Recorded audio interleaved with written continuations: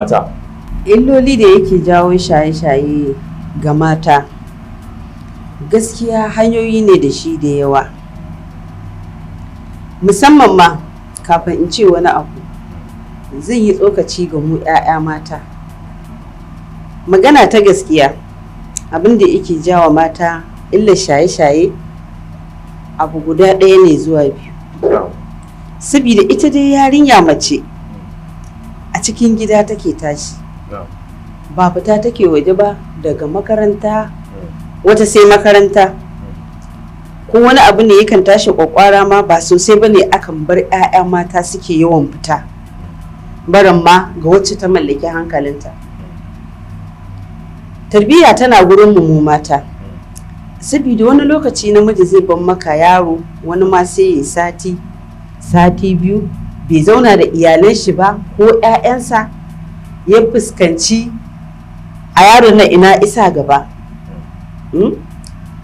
To matsalar da take kawo wannan abu guda ɗaya ka shine yarinya ta fita, Allah ya haɗa ta da wanda take so, ta kawo gida, maimakon ke uwa mace ki gode ma Allah yarki ta samu mishinshinin da zai raba ki da ita.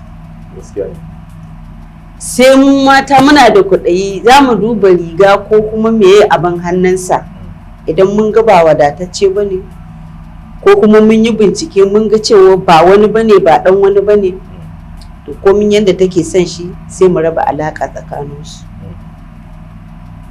Wannan abu shi yakan jawo 'ya'ya mata su fada cikin wani hali na shaye-shaye, saboda gani suke yi in suka yi hakan kamar zai kawo musu wata nutsuwa ko wani jin daɗi na rayuwa ko fita daga cikin wannan hali da suke ciki.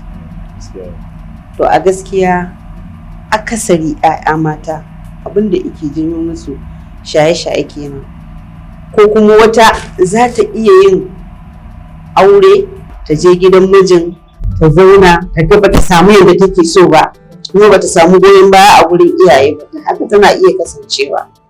Wannan shine nake ganin abin da yake fara jifa 'ya'ya mata ga wai hanya ta shaye-shaye. Irin illolin da shaye-shaye ke haifarwa ga lafiyar 'ya'ya mata.